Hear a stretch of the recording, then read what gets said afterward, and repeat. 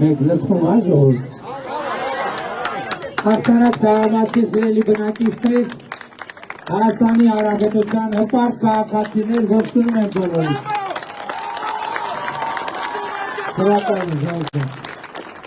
Ժողովուրդ, նախընտրական քարոզարշավը եզրափակիչ փուլ է մտել եւ շատ կարեւոր է արձանագրել, թե այս բոլոր թեմաների մեջ մենք ինչ խնդիր ենք հետապնդում։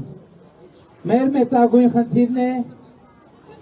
նոր որակի պետություն ստեղծելը կամ ավելի ճիշտ Հայաստանի Հանրապետությունը նոր որակի պետություն դարձնելու բնականոն գործընթացը շարունակելը։ Այսօր Հայաստանում ընդամենը ժամեր առաջ Գագարին բնակավայրում տեղի ունեցավ արհեստական բանականության առաջին գործարանի բացումը շուրջ ավելի քան 70 միլիոն դոլարի ներդրմամբ։ Հունիսի մեջ տեղի կունենա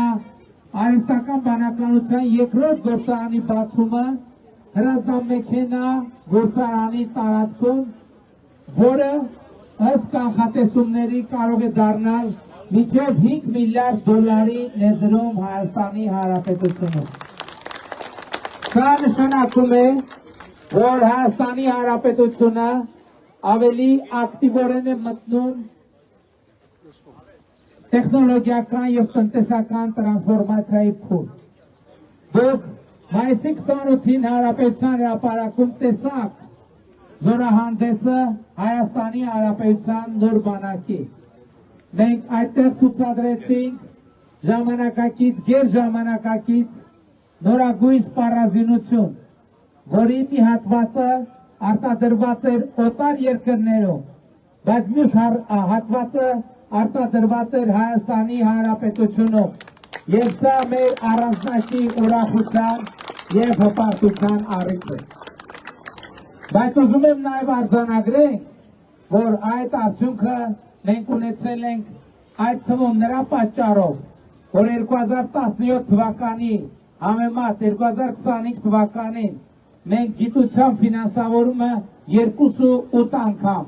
180%-ով ավելացրել ենք։ Մենք գիտության ոլորտում 100-ից 300%-ով ավելացրել ենք ֆինանսավորումը եւ աշխատավարձերը։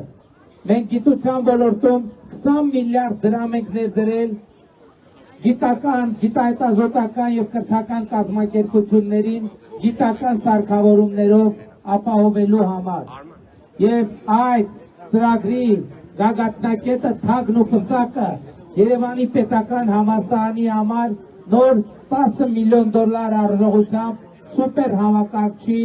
գնումներ, որը տեղադրված է, աշխատում է եւ որը հասանելի է մեր ամբողջ գիտական եւ կրթական համակարգի համար։